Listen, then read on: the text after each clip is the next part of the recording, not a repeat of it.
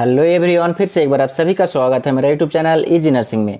दोस्तों, आज की इस वीडियो में हम लोग 2012 के सप्ली में पूछे गए क्वेश्चन पेपर को एक एक करके सॉल्व करेंगे। जैसे कि आप लोग जानते हैं कि जेएनएम सेकेंड ईयर और थर्ड ईयर का जितना भी प्रीवियस क्वेश्चन पेपर है, सभी प्रीवियस क्वेश्चन पेपर को सॉल्व करके उसका वीडियोज को अपलोड कर चुका हूँ। अगर आप लोग उसे नहीं देखे हैं तो उसका लिंक आप लोगों को डिस्क्रिप्शन में दे दिया जाएगा, वहाँ से आप लोग देख सकते हैं। देखिए, यहाँ पे सबसे पहले पूछा गया है फिल इन द ब्लैंक्स में पहला question, zygomatic bone is known as, यानी कि जाइगोमेट्रिक बोन का दूसरा नाम क्या है। तो जाइगोमेट्रिक बोन का दूसरा नाम होता है चीक बोन। यानी कि आप लोग जानते हैं कि हमारे स्कल में टोटल 22 हड्डियां पाए जाते हैं, उसमें से फेसियल आपका कितना होता है 14 और 8 होता है आपका क्रेनियल बोन्स। तो जो फेसियल 14 बोन्स होता है उसमें से जाइगोमेट्रिक बोन होता है जो आपका चिक में, यानी कि जिसे हम लोग गाल कहते हैं, वहाँ पे प्रेजेंट होता है। उसका प्रोमिनेंस जो होता है वो आपका आई यानी कि आंखों के नीचे दिखाई देता है, तो इसलिए इसे चिक बोन भी कहा जाता है। उसके बाद यहाँ पे आप लोगों को पूछा गया है bicuspid valve is also known as, यानी कि बाइकास्पिड वाल्व का दूसरा नाम क्या है। तो बाइकास्पिड वाल्व का दूसरा नाम होता है आपका मिट्रल वाल्व। बाइकास्पिड वाल्व को मिट्रल वाल्व के नाम से जाना जाता है। इसके अलावा अगर आप लोगों को पूछ ले तो तीसरा नाम भी आप लोग बता सकते हो, जिसे आपका लेफ्ट एट्रियो वेंट्रिकुलर वाल्व के नाम से भी जाना जाता है, जो यहाँ आप लोगों के स्ट्रक्चर में भी दिखाया गया है। उसके बाद यहाँ पे पूछा गया है capacity of urinary bladder is, यानी कि एडल्ट में जो यूरिनरी ब्लैडर होता है उसका कैपेसिटी कितना होता है। कैपेसिटी का मतलब एक टाइम में मैक्सिमम कितना यूरिन को क्या कर सकता है, स्टोर कर सकता है, उसी को कहा जाता है कैपेसिटी। तो कैपेसिटी में आप लोगों को लिख देना है 4 to 600 ml, यानी कि कहीं कहीं पे आप लोगों को मिल जाएगा 5 to 700 ml, लेकिन इसका जो नॉर्मल कैपेसिटी होता है वो होता है आपका 400 to 600 ml। उसके बाद यहाँ पे आप लोगों को पूछा गया है the presence of viruses in the blood is called, यानी कि जब आपके ब्लड में वायरसेस प्रेजेंट होता है तो उस कंडीशन को क्या कहा जाता है। तो उसका मीनिंग आप लोगों को लिखना है वायरेमिया। वायरेमिया का मतलब होता है virus present in the blood. मिया जहाँ पे आ जाएगा वहाँ पे आप लोगों को समझ लेना है कि रिलेटेड टू ब्लड, और वायरेमिया कहा गया मतलब ब्लड में वायरस प्रेजेंट है। उसके बाद यहाँ पे पूछा गया है daily secretion of saliva is. तो डेली सेक्रेशन ऑफ सलाइवा मतलब आपके माउथ में सलीवरी ग्लैंड्स होता है 3 पेयर्स, जिसे आपका सलीवरी ग्लैंड कहा जाता है, उसमें से सलाइवा कंटिन्यूअसली रिलीज होता है। तो सलाइवा एक दिन में कितना सेक्रेट होता है उसका अमाउंट यहाँ पे आप लोगों को मेंशन करना होगा। तो उसका अमाउंट हो जाएगा आपका 0.5 to 1.5 लीटर, यानी कि 500 ml से लेके आपका 1500 ml तक सलाइवा सेक्रेशन होता है एक दिन में। उसके बाद यहाँ पे आप लोगों को पूछा गया है myopia is caused by, myopia किसके कारण होता है। तो आंसर में आप लोगों को लिख देना है जो आईबॉल होता है टू लॉन्ग जब हो जाता है आईबॉल, या फिर जो कॉर्निया होता है, कॉर्निया का कर्वेचर ज़्यादा हो जाता है, तो इस कारण से क्या होता है मायोपिया होता है। यही दोनों क्या होता है मेन कॉज होता है मायोपिया का। उसके बाद यहाँ पे पूछा गया है malaria is caused by, malaria किसके कारण होता है। तो आप लोगों को आंसर में लिखना है प्लाज्मोडियम, यानी कि प्लाज्मोडियम के कारण मलेरिया कॉज होता है। और अगर यहाँ पे क्वेश्चन पूछ ले कि मलेरिया किसके द्वारा ट्रांसमिट किया जाता है, तो आंसर में आप लोगों को लिखना होगा मच्छर, यानी कि मॉस्किटो के द्वारा मलेरिया को ट्रांसमिट किया जाता है। इसलिए मलेरिया को क्या कहा जाता है, तो मलेरिया को कहा जाता है आपका वेक्टर बॉर्न डिजीज।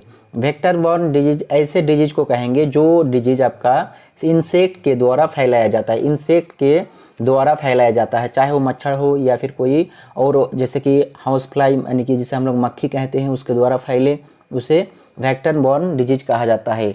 तो मलेरिया किसके द्वारा फैलता है, प्लाज्मोडियम के द्वारा। प्लाज्मोडियम मेनली 4 तरह का होता है, लेकिन अभी जो कुछ दिन पहले एक और ऐड किया गया है जिसे आपका कहा जाता है प्लाज्मोडियम नॉलेसी, यानी कि 4 तरह का प्लाज्मोडियम जो पहले से है उसमें से पहला है आपका वाइवेक्स, यानी कि जिसे प्लाज्मोडियम वाइवेक्स कहा जाता है। वो आपका मोस्ट कॉमन होता है, यानी कि अक्सर जो मलेरिया बीमारी होता है, मलेरिया फीवर होता है, तो प्लाज्मोडियम वाइवेक्स के कारण होता है। प्लाज्मोडियम वाइवेक्स के अलावा प्लाज्मोडियम ओवली होता है, और उसके अलावा जो प्लाज्मोडियम फैल्सीपेरम होता है वो मोस्ट डेंजरस होता है, यानी कि प्लाज्मोडियम फैल्सीपेरम के कारण ब्रेन मलेरिया हो जाता है, जिससे इंसान का डेथ हो जाता है। उसके बाद आता है आपका प्लाज्मोडियम मैलेरी और लास्ट में आता है प्लाज्मोडियम नॉलेसी जो न्यूली ऐड किया गया है। उसके बाद यहाँ पे आप लोगों को दिखाया गया है the mode of transmission of viral hepatitis A, यानी कि हेपेटाइटिस जो ए होता है वो वायरल हेपेटाइटिस होता है, तो उसका ट्रांसमिशन का मोड क्या है, किसके थ्रू ट्रांसमिशन होता है। तो आंसर में आप लोगों को लिखना है फीको ओरल रूट। फीको ओरल रूट के मीनिंग अगर आप लोग नहीं जानते हैं तो कमेंट बॉक्स में जरूर लिखिए, उसका मीनिंग मैं अलग से आप लोगों को एक्सप्लेन करूंगा। उसके बाद यहाँ पे आप लोगों को पूछा गया है hypothyroidism with toxic effect is called, तो इसका आंसर हो जाएगा आपका थायरोटॉक्सिकोसिस। इसका आंसर क्या हो जाएगा, थायरोटॉक्सिकोसिस। उसके बाद यहाँ पे आप लोगों को दिखाया गया है चूज द करेक्ट आंसर में पहला question, the only movable bone of the skull is.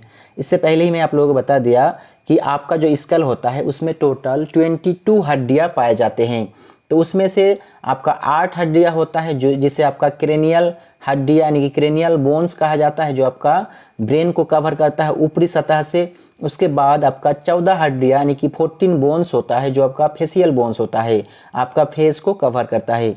इसमें से सिर्फ एक ही हड्डी ऐसा होता है जो मूव करता है। जो 22 हड्डी पाए जाते हैं स्कल में उसमें से एक ही हड्डी मूव करता है, उसका नाम है आपका मंडिबल बोन। चाहे आप लोग बात कर रहे हो, खाना खा रहे हो या कोई भी एक्टिविटी कर रहे हो आपका माउथ का, तो उसमें एक ही हड्डी का मूवमेंट होता है, उसे ही आपका मंडिबल कहा जाता है, जो आपका लोअर जॉ होता है, जिसे हम लोग क्या कहते हैं तो चिन कहते हैं। इस चिन जहाँ पे प्रेजेंट है उसी को आपका क्या कहा जाता है, इसी को कहा जाता है आपका मंडिबल बोन। उसके बाद यहाँ पे आप लोगों को दिखाया गया है which of the following blood component are more in number, यानी कि यहाँ पे ऑप्शन में आप लोगों को दिया गया है WBC, RBC, इथमॉइड बोन। तो इथमॉइड बोन यहाँ पे आंसर ही नहीं होगा क्योंकि ये एक तरह का हड्डी होता है। और यहाँ पे ब्लड कंपोनेंट WBC, RBC दिया हुआ है, इसमें से कौन सा ज़्यादा पाया जाता है आपका ब्लड में, तो आंसर में आप लोगों को लिख देना है RBC। RBC सबसे ज़्यादा पाया जाता है क्योंकि ब्लड जो होता है, ब्लड में आपका 55% प्लाज्मा होता है और 45% क्या होता है आपका ब्लड सेल्स होता है। तो 45% में से ही आपका क्या होता है RBC 41% होता है और रिमाइनिंग 4% जो बचता है उसमें आपका WBC और प्लेटलेट होता है। तो यहाँ पे आप लोगों को आंसर में लिख देना है RBC। उसके बाद यहाँ पे आप लोगों को पूछा गया है typhoid is caused by, typhoid fever किसके कारण होता है, तो ऑप्शन में आप लोगों को दिया गया है एस टाइफी, उसके बाद ई कोलाई और तीसरा नंबर में दिया हुआ है पैरासाइटोलॉजी। तो जो पैरासाइटोलॉजी है, पैरासाइटोलॉजी किसे कहेंगे, स्टडी ऑफ द पैरासाइट को ही पैरासाइटोलॉजी कहा जाता है।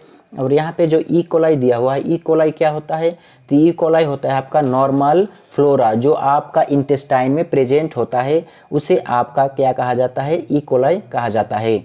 और जो लास्ट यहाँ पे जो एक नंबर में दिया हुआ है एस टाइफी, एस टाइफी को कहा जाता है आपका साल्मोनेला टाइफी। साल्मोनेला टाइफी के कारण आपका टाइफाइड फीवर होता है, तो इसलिए इसका आंसर हो जाएगा आपका साल्मोनेला टाइफी। इसका आंसर क्या लिखना है आप लोगों को, साल्मोनेला टाइफी या फिर एस टाइफी।